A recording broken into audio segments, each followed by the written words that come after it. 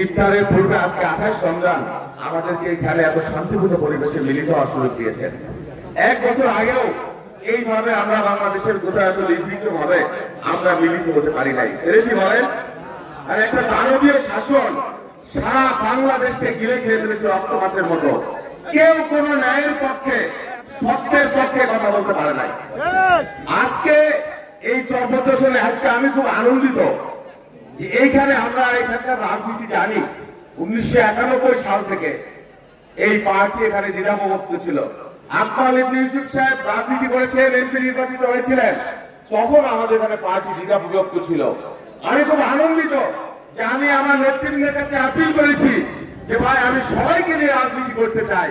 17 বছর আমরা সকলেই নির্যাতিত হয়েছি, আমরা হামলার শিকার হয়েছি, আমরা মামলার শিকার হয়েছি, আমরা ঘরে থাকতে পারি নাই, আমরা বাড়িতে থাকতে পারি নাই। এইবার একটা সুযোগ এসেছে, দয়া করে আল্লাহর হস্তে সবাই আমাকে সহযোগিতা করেন, এক কাতারে আসেন। ইনশাআল্লাহ আপনারা যদি আমার পাশে থাকেন, আগামী দিনে এই আসনে আপনাদেরকে আমরা বিজয় করব। বেগম খালেদা বড় পরিণত করবো, তারেক রহমানের ঘাঁটিতে পরিণত করবো, ধানের শীষের ঘাঁটিতে পরিণত করবো। আমি অনেক বক্তৃতা দিয়েছি সারা জীবনে, আজকে এই পরিবেশে আসলে আমি কোনো বক্তব্য দিতে পারছি না। এই চর্বদর্শন কেউ যদি বলে আমি বাইরের মানুষ, এর চাইতে দুঃখের কোনো কথা আমার নাই। এইখানে আমার সেতু রয়েছে, আমার বড় বোন এখানে বিয়ে হয়েছে, ছোটবেলা থেকে এই চর্বদর্শনের মানুষের সাথে আমার আত্মিক সম্পর্ক, আমার পারিবারিক সম্পর্ক, আমার শ্বশুরবাড়ির দিক থেকে অনেক আত্মীয় পরিজন, সমস্ত নেতৃবৃন্দকে আমি চিনি, এদের সাথে আমার দীর্ঘদিনের আত্মার সম্পর্ক। এইখানে আমার স্ত্রী আজকে রয়েছেন, তিনি রাজনীতি করেন না, তিনি জানেন আমার পরিবারের সদস্যরা এখানে রয়েছেন, যে তিনি জানেন তাদেরকে আমি কত বঞ্চিত করেছি আমার জীবনে, শুধুমাত্র এই রাজনীতির জন্য, এই কর্মীদের জন্য। আমি কোন রাজ পরিবার থেকে আসি নাই, আমি লড়াই করে ছোটবেলা থেকে আমি একটা সাধারণ কৃষক পরিবার থেকে লড়াই করে করে যুদ্ধ করে করে আজকে রাজনীতির এই পর্যায়ে এসেছি। দলের ভালোবাসা অর্জন করেছি, 128টা মামলা। আজকে যদি হাসিনার পতন না হতো আমি হয়তো আজকে জেলে থাকতাম, গুম হয়ে যেতে পারতাম। রক্ত ঝরাইছি কিন্তু হাসিনাকে ভয় করি নাই, চোখে চোখ রেখে কথা বলেছি। আমি আমার পরিবারের সদস্য, আমি আমার স্ত্রীকে সাক্ষী রেখে বলছি যে আমার পরিবারের সদস্যের চাইতে আমার দলের কর্মীকে কখনো আমি আলাদা করে দেখি নাই। কারণ আমি আমার কর্মী মাধ্যমে আজকে এই জায়গায় এসেছি।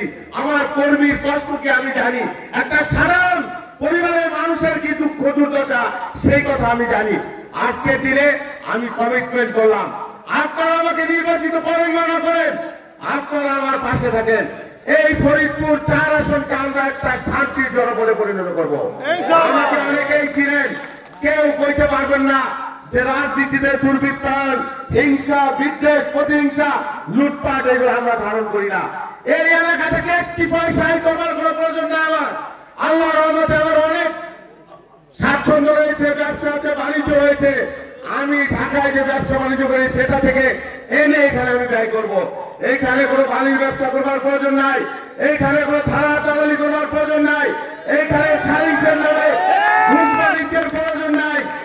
আমার সাথে যারা এসেছেন সকলে এসেছেন আমার দলের, এর বাইরেও যারা রয়েছেন তাদেরকে আমরা বলবো আমাদের কাছে আপনারা নিরাপদ থাকবেন। আমার নেতা তারেক রহমান বলেছেন যে বিজয়ের আনন্দ তখনই মহিমান্বিত হয় যখন বিজয়ের কাছে পরাজিত নিরাপদ থাকে।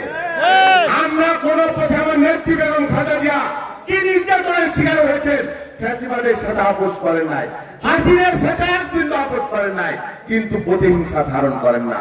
আমি গ্যারান্টি দিয়ে বলতে পারি আমাদের যদি এখানে নেতৃত্ব প্রতিষ্ঠা হয়, এইখানে আমাদের যারা দল করেন 2-4 জন এখনো যারা বাইরে আছেন তাদেরকে অনুরোধ করবো, অনেক কষ্ট করেছেন, আসেন এক কাতারে মিলিত হই, দলের সিদ্ধান্তকে বাস্তবায়ন করি। দল আমাকে এখানে পাঠিয়েছে, দল যদি আমাকে বলে নির্বাচনের প্রয়োজন নাই, আমার প্রয়োজন নাই, দল যদি বলে এখান থেকে অন্য জায়গায় নির্বাচন করবে, যেহেতু আমি দল করি, ছোটবেলা থেকে দল করি, এই দলের আদর্শ ধারণ করি, এই দলের কারণে আপনারা আমাকে ভালোবাসেন, না হলে তো ভালোবাসতেন না। আমি যদি জাতীয় পার্টির শহীদুল ইসলাম এখানে আসতাম, আপনারা এখানে আসতেন? সেই জন্য আমরা যেহেতু একটি দল করি, দলের আদর্শকে ধারণ করতে হবে, সিদ্ধান্তকে ধারণ করতে হবে। যারা বাইরে আছেন তারা আসেন, আমরা একসাথে কাজ করি। আমরা সকলকে নিয়ে, কাউকে বিশেষ গুরুত্ব না দিয়ে সকলকে নিয়ে এইখানে দলের আদর্শ প্রতিষ্ঠা করব, বিএনপির আদর্শ আমরা প্রতিষ্ঠা করব। যাই হোক, বক্তব্যে বেশি দেওয়ার সময় নাই, শেষ কথা বলি। আইলাম গেলাম, নির্বাচন কি হবে কবে হবে, এই যে আপনারা দেশটাকে ভালোবাসেন, 17 বছর আমরা যুদ্ধ করেছি, তার আগেও করেছি। আপনাদেরকে কিন্তু সচেতন থাকতে হবে। ষড়যন্ত্র থেমে নাই। অন 11 থেকে বিএনপিকে ক্ষমতা আসতে দেওয়া যাবে না। যে ষড়যন্ত্র শুরু হয়েছে 13 সালে নির্বাচন, 18 সালে নির্বাচন, 24 সালে নির্বাচন, নির্বাচন হলে বিএনপি ক্ষমতা আসতে, কিন্তু বিএনপি আসতে দেওয়া হয় নাই। সেই ধারাবাহিকতা এখনো আছে। নির্বাচন নিয়ে অনিশ্চয়তা রয়েছে। একটি মহল নির্বাচনকে বিলম্বিত করবার জন্য, বানচাল করবার জন্য দেশে এবং বিদেশি ষড়যন্ত্র আছে। সেই জন্য আপনাদেরকে সজাগ থাকতে হবে। প্রয়োজনে যদি আবার আন্দোলন করতে হয়, আপনারা দেখেছেন রাজনৈতিক নেতৃত্বের মধ্যে বিভেদ, বিভ্রান্তি, বিদ্বেষ তৈরি করা হচ্ছে, সেনাবাহিনীকে বিতর্কিত করবার ষড়যন্ত্র হচ্ছে। এই সব কিছু করা হচ্ছে আগামী নির্বাচনকে বিলম্বিত করবার জন্য। সেই জন্য আমরা 17 বছর লড়াই করেছি, রক্ত দিয়েছি, জীবন দিয়েছি। আমার হাজার হাজার সহযোদ্ধা আত্মাহুতি দিয়েছে মানুষের ভোটের অধিকারের জন্য, গণতন্ত্রের জন্য, মানবতার জন্য, কল্যাণ রাষ্ট্রের জন্য। সেই অধিকার নিয়ে এখনো তালবাহানা নয় ছয় যদি চলে, তাহলে প্রয়োজনে আবার আমরা লড়াই করবো। হাসিনাকে ভয় পাই নাই, হাসিনাকে ভয় পাই নাই। আর আপনারা কোন ছাড়?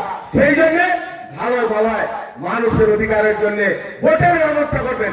যত দ্রুত ব্যবস্থা করবেন ততই আপনাদের জন্য মঙ্গল, দেশের জন্য মঙ্গল, সকলের জন্য মঙ্গল।